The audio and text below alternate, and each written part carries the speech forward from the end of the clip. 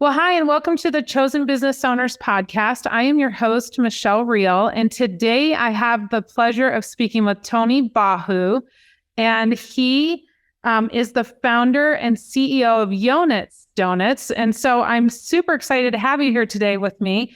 How are you today, Tony? Doing great. Thank you. It's great to be here. Yeah, good to have you here. Well, I'm excited to hear about your journey and how you got started with Yonutz. And so if you just want to kind of share how you got started, in entrepreneurship and then how Yonutz came to be, and we'll just kind of go from there. Yeah, absolutely. So, my entrepreneurship journey started pretty young. I was, 17, 18 and did well in high school. And so everyone was kind of had the doctor label on me. And it was funny because that's where I thought I was headed.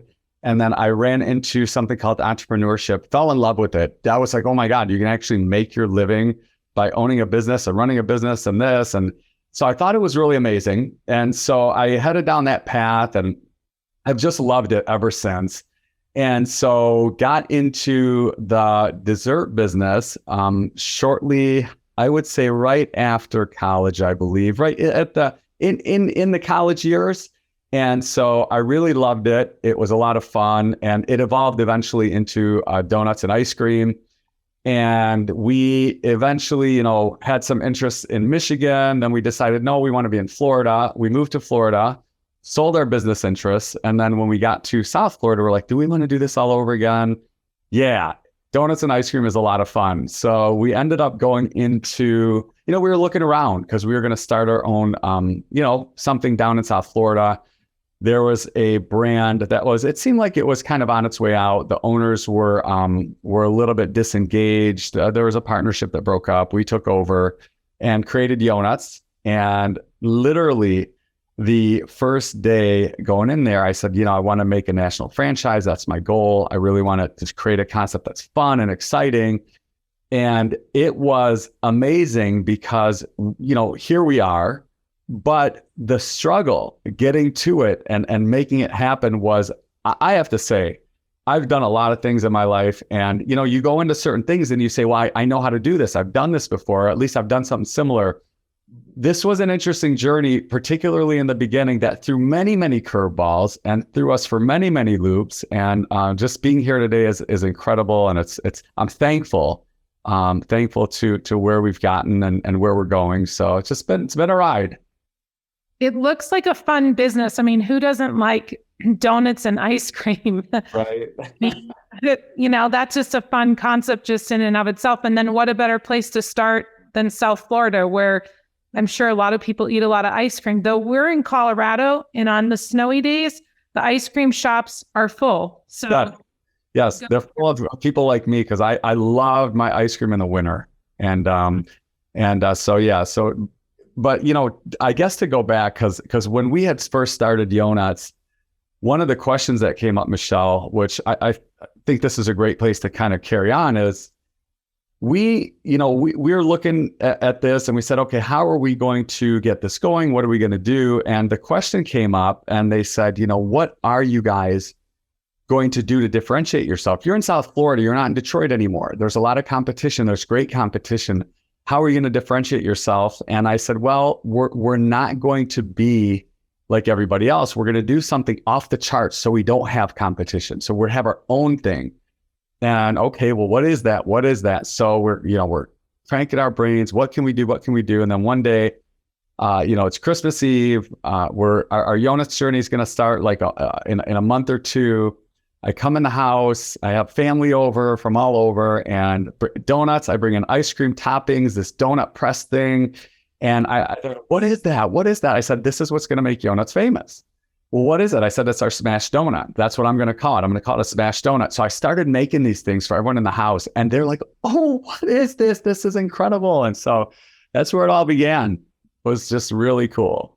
Well, and can I say like I was telling you earlier before we got started, that was the one thing on your website. I was like, I've never had a smashed donut. I need to go. Yes.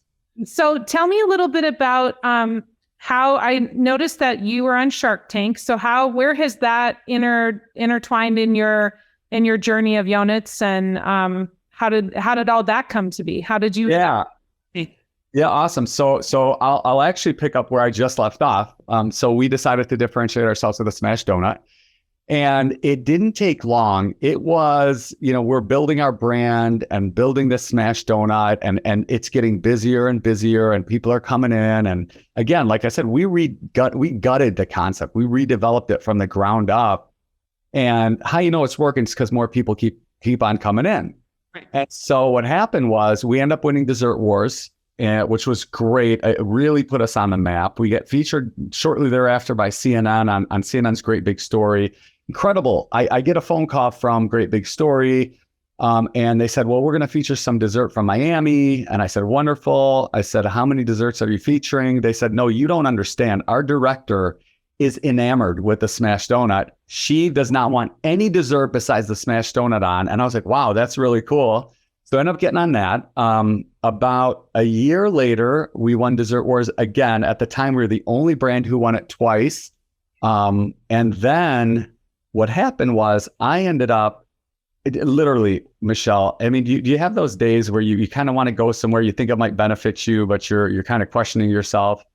It was one of those days for me. I literally got in and out of the car 5 times. So I'm going to go, I'm not going to go. There's this seminar, it was a business seminar, and I was interested yet not interested because I had so much to do.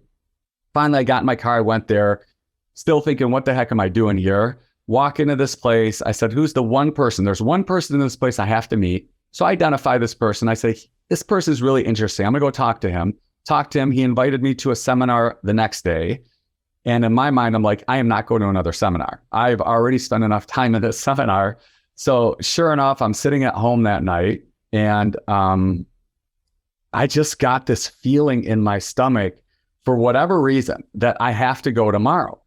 And it was bothering me because I really didn't want to go anywhere. I didn't want to go to a seminar. I didn't want to do any of that. Like literally, I had zero desire, but for some reason, there was something really pulling me saying you have to be there.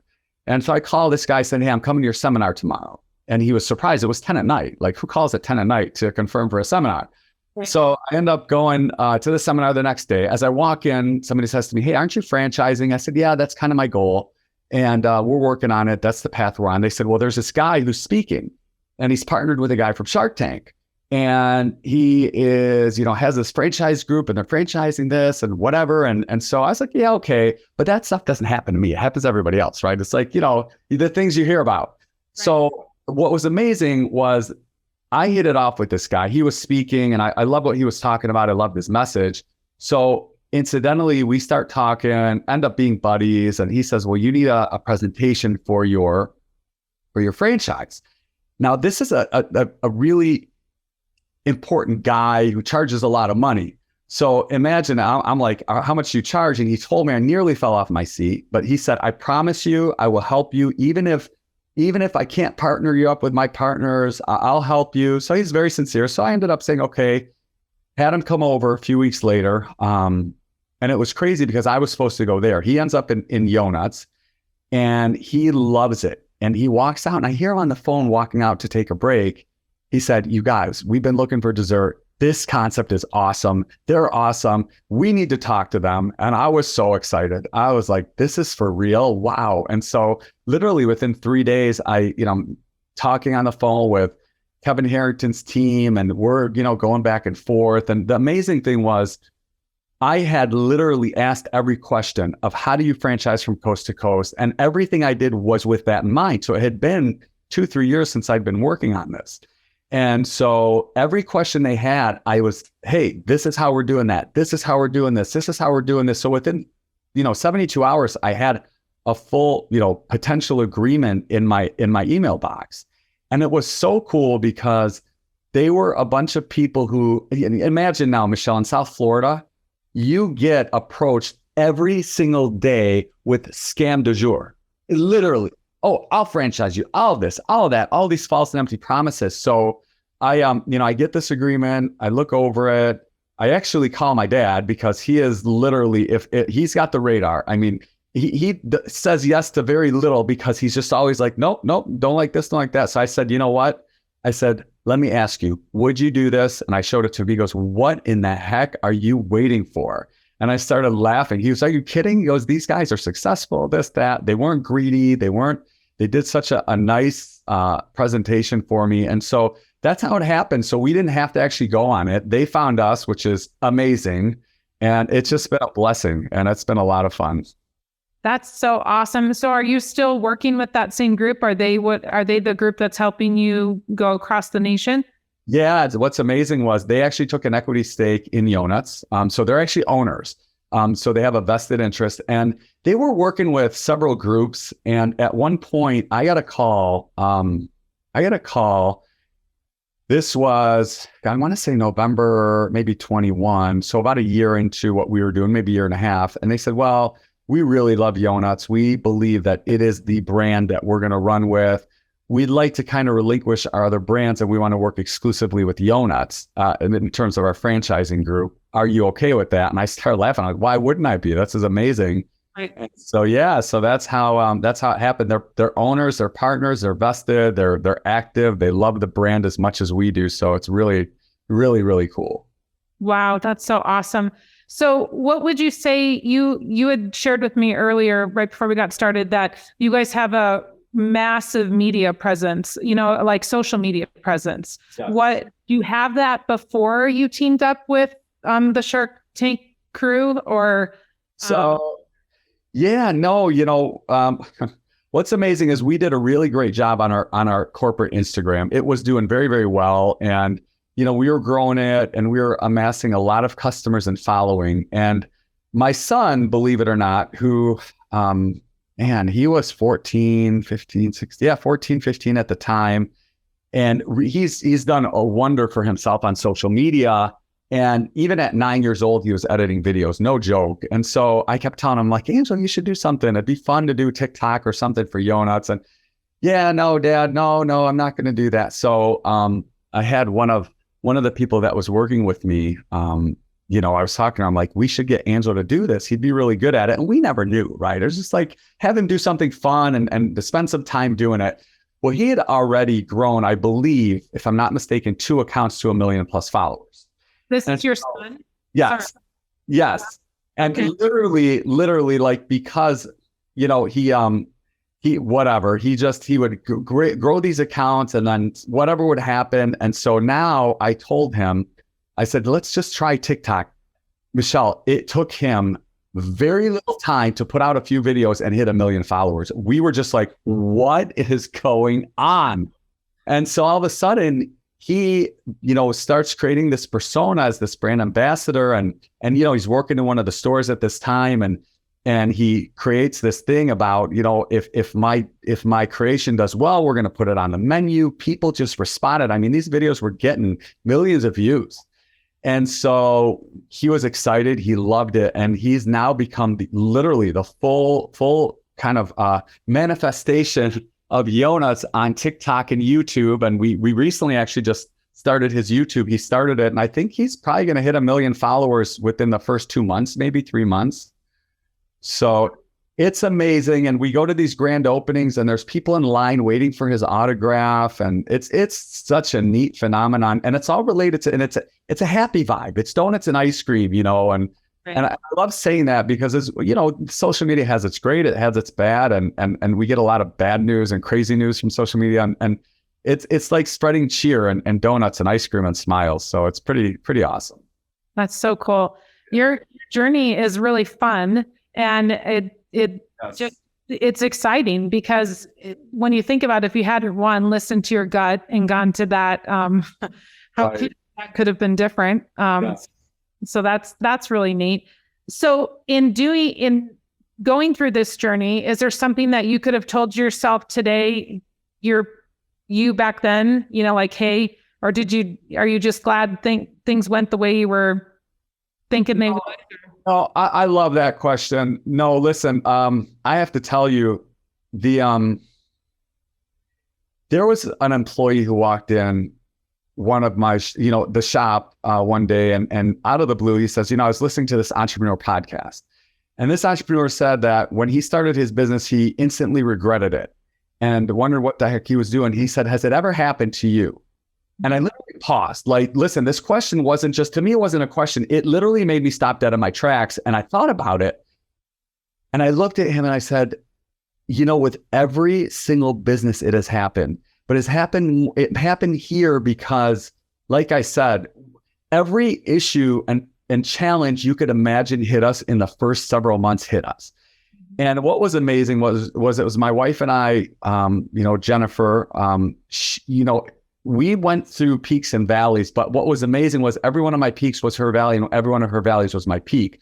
So there would be days and I would tell her, let's just get out of here. Let's not do this. I don't want to do this anymore. And she'd be like, no, we got to do this. And there was days where she would say, let's get out of this. I can't do it no more. And because we were up to something big, it wasn't just a store. It was, we wanted to be a national franchise. And so what I would tell myself, then from today is, hey, you don't even think twice about, changing your journey, changing your path, because there were those days. And those were the hardest days. The days where I woke up and just said, hey, I have to accept whatever it is, I'm going to continue. Those were the easy days. But it was the days, Michelle, where I woke up and I said, man, am I doing the right thing? Is this the right thing for me? Do I need to do it? Was that gut feeling just a little bit of craziness? So I think that's what I would tell myself. I really, really love that. And you are very similar to my husband and I, Dan, because we are the same way with Tyga. We literally have that exact same scenario go on with us. Where I wake up some days and I'm like, oh no, we're done. And the same thing, he'll wake up and he's like, how quick can we sell? How quick can we get up? And it's those times though, truthfully, and we felt this way even before franchising, that those are the days that we always say to ourselves, no, pull your bootstraps up, let's go. This is the day we have to work even harder than the days before. And it never fails, without fail. When we do that and when we go at it hard, we get great reward. And it may not come that day, but it might come a week later. It might come 2 weeks later from that particular day where we're just feeling like we're so done. And so perseverance, right? Yes. Bigger breakdown, bigger breakthrough. That's how it goes. That's how it goes. Totally. I super love that. Yes.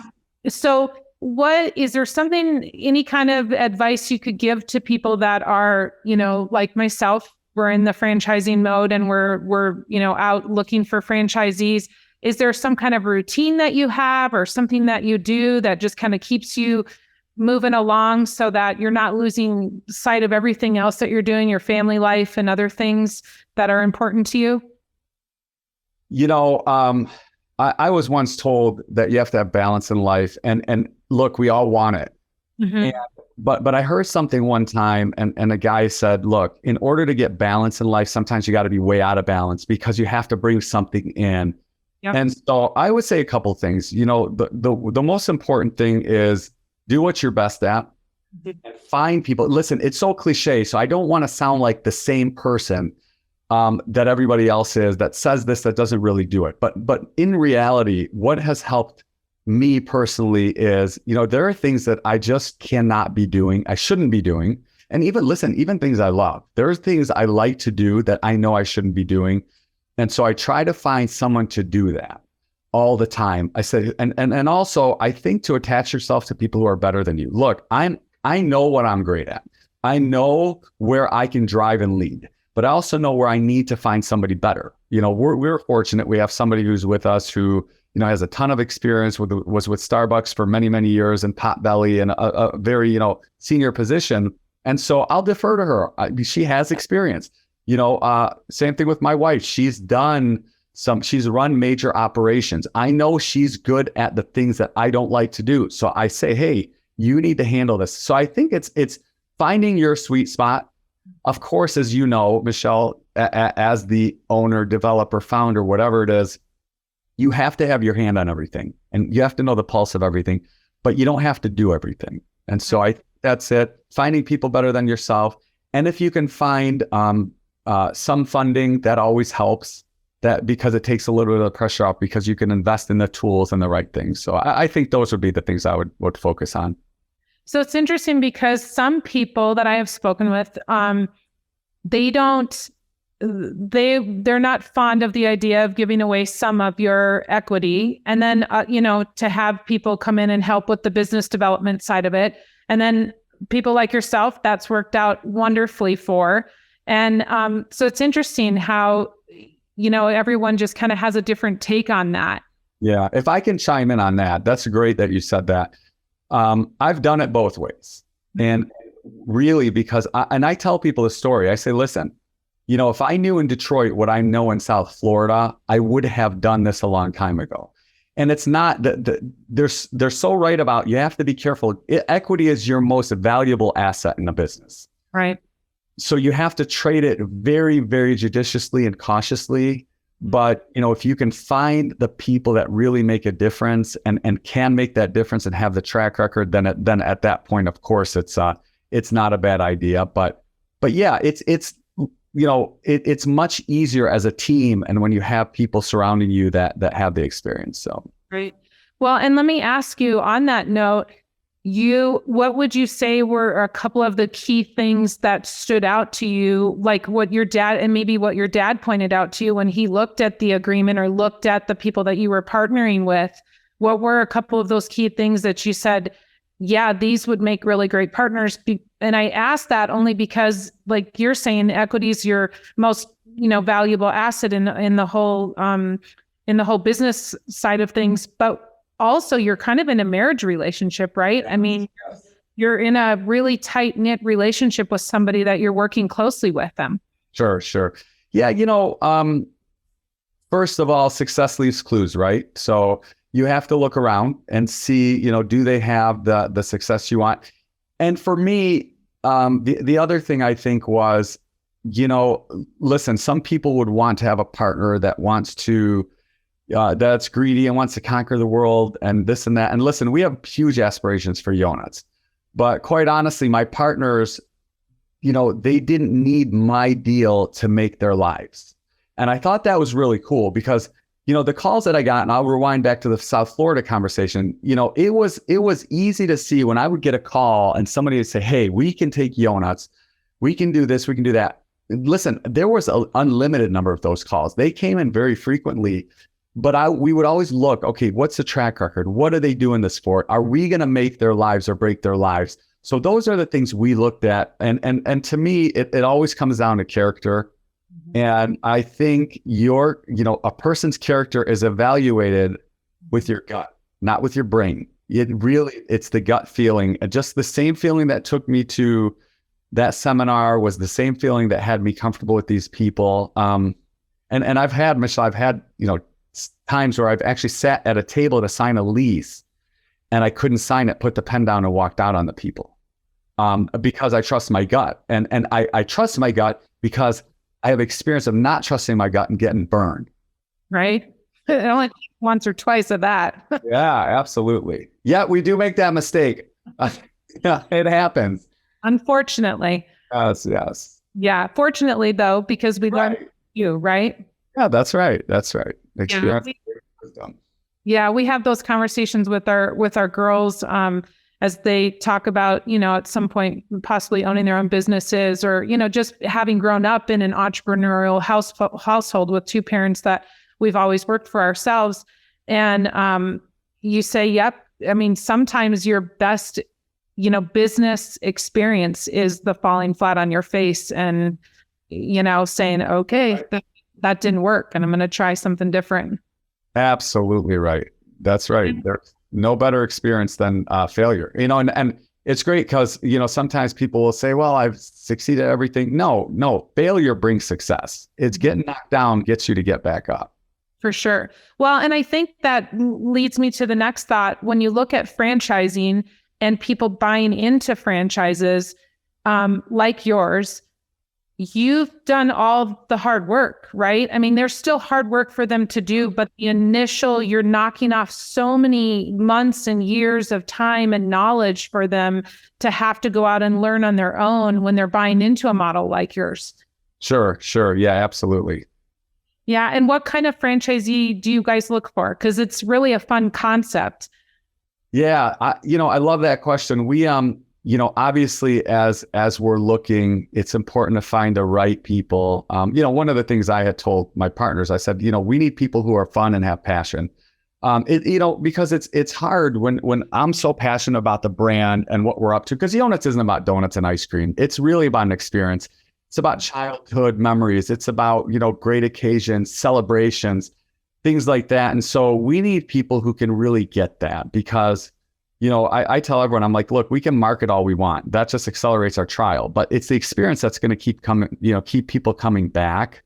And so we want to make sure that transcends into our franchisees. So getting the right franchisee is very important. So that's kind of something we're looking for. But also, I think what's neat about Yonutz is that we have simplified this process, and we like to think that we can bring someone who's never been in business before into business and really help them to get going. So that's a lot of fun too, because, we try to put all the components out there that make a difference and can really help them learn how to run their business.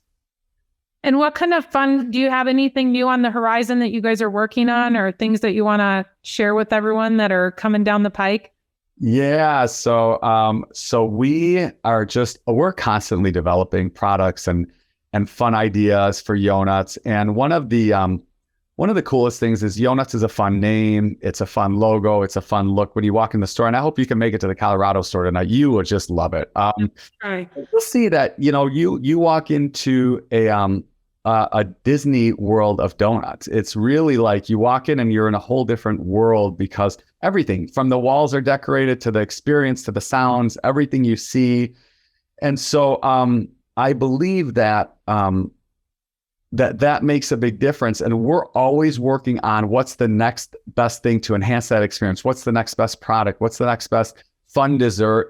And to remain, relevant in the dessert space, you got to continuously innovate. And that's what we're always doing. So, and the newest thing we have, which I think is going to be a lot of fun, is a create your own part of the concept.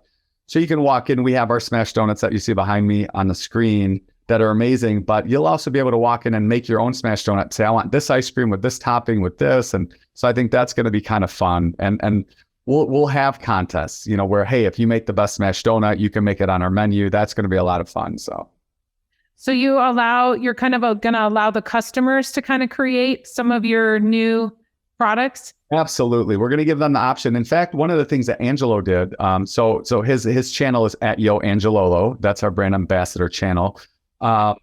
So again, the first thing he ever did was he said, I'm going to create something. I'm going to try to get it on the menu. And it was a social media vote. And it was really fun, because the customer feels like they're part of your brand, because they really are. And so that's what we want to do, is we really want to bring the customer in more to be part of the family and part of the brand, so they can feel like they have ownership in our brand. That's so cool. Yeah. That's really neat. So do you have any advice for people that are in the process of franchising their business, the franchisors? Anything? Yeah, I would say 100%, Michelle, brand first. Brand first, brand first, brand first. The brand has to be congruent with your message. And that has really helped us. And not only knowing, who you are as a brand, but knowing the components. So I'll give you an example. For us, we have a list of words that our brand is and a list of words that our brand isn't. We have an overarching word for our brand. Anytime we create something, we say, is it this? And if it's not this and it doesn't fit into this, then we don't do it. And it has really helped us to avoid a lot of mistakes. Because I think the hardest part about being business, particularly today, this is not the same world as it was, 20 years ago.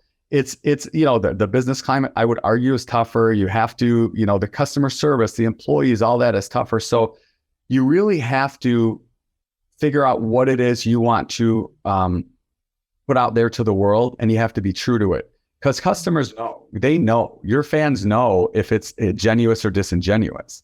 And so I think brand is so critical, but within the brand is really a deep dive about who you really are, what you really stand for, and what you will and won't do as a brand. That's really great. That's really great advice, for sure. I love that. So where can people find you? Where can people find Yonutz? And if they're interested in franchising, where can they find all the information on that? Yeah, the good news is Yonutz is a very uncommon word. So Yeah. if you plug Yonutz into anything with an at in front of it, or you plug it into any Google search engine, you will find everything Yonutz. And like I said, our fun brand ambassador channel for Angelo is at YoAngelolo. And that's cool because you can find that on YouTube, TikTok. And let me tell you, like if you want to see donuts and ice cream taken to a very entertaining level, it's nothing you could imagine. Literally, the things he does are so funny and entertaining, and it's just so engaging. So, and the whole brand is, and it's colorful and it's fun. And so, anything you look up Yonutz, you'll find us. We can't hide. That's so awesome. I need to go and check all of those out here when we get. Yep. And then if anyone wants to find me and needs some wants to ask a question, whatever, at Tony Bahu on LinkedIn. I'm in a couple franchising groups, and so if there's anything I see where someone needs some help and I can chime in, I certainly do. Look, I don't have all the answers, but I've been blessed to have some people in my life who've really helped me, and anytime I can contribute or help, I would love to do so. So. Wow, that's awesome. Thank you. And I just appreciate your candidness today, just Thank you. about your journey and just everything. It's really awesome to hear. And it's refreshing to hear that not everybody's journey is the same, and everybody's path is a little bit different, but it can be exciting also. I mean, Your path is really exciting. Yeah, it's exciting. But again, just to remind everybody who's listening, it's the hardest thing you'll ever do. And there's a reason most people don't do it. And, and that's why it's hard. It's hard to get up and do it yourself and motivate. It's hard to pioneer. I tell you, Michelle, the one thing I've said to people a lot, I said, some days I wake up and I wish I was the guy who could buy someone's franchise and just do it. It would be great because, it would take so much pressure off what I do on a daily basis, but it's not who I am. Who I am is the one who wants to innovate and pioneer. And so, yeah. Well, and one more question. What would you say to the people that are looking to franchise, and what's kind of for the hope for the people coming in that are going to franchise with you? Do you have a hope for them? In terms of a hope for them, the one thing that's really cool is, and this is great, we've recently brought on a new PR firm, and they interviewed all our employees here, and what was amazing was they asked the question, and this was it was great because they asked us each independently, and they came back and said every one of your team answered this the same way, and they said, "What is your goal for PR?" And the answer that everybody gave was to increase franchisee AUV. So you asked a great question. You said, what is it that you wish for your franchisees? I would love to see everybody love this, have fun with it, be successful. Because it's, again, owning your own business is not easy. And so we want them to come in and love it and enjoy it, love the brand and really enjoy it and find success in what they're doing. And with that, the franchisees that are people that are looking to be a franchisee, and they're saying, oh my goodness, I don't know if this is something I can do. Like we all say to ourselves some days, right? Yeah. We wake up. What would you say to them? In terms of, are they looking at Yonutz or looking at franchises in general? Franchises in general. And then you can even address them if they're looking at Yonutz for sure. Yeah, sure. I would say, in general, it's just, look into it and really see. I think culture to me is so important. So look at the culture of the brand, because that is what transcends, and that's what kind of lives, is the culture. They can say what they want to say and kind of, let you see what you want to see. But the reality is, walk in a shop, walk in a store, call the place, call a dealer, a vendor, a franchisee, and look at what is coming. When you go to a Yonutz and you walk in, you're going to be happy. You're going to be excited. You're going to be greeted by someone who gives you a great big smile. And so that's it really. Just look at the culture and look at what you're getting. It's interesting you say that, because every single person I think that I have spoken with over the last few weeks, that has been the common thread, is culture. Yeah. Culture and good humans, hiring good humans and just good people in general. Yeah. It's and you're right. And it's become a word that is used, but again, it has to be developed in the actions, right? And that's what we're looking for to see. Yeah. So cool. We'll tell everyone again where they can find you because we kind of did that earlier and then we got talking again. Yeah. Just look up Yonutz, and it's Yonutz. If you happen to put an S, you'll still find us, which is the good news. A brand ambassador and entertainment and all that stuff at Yo Angelolo. And then if you're looking for me, you can find me at Tony Bahu. LinkedIn is my preferred platform.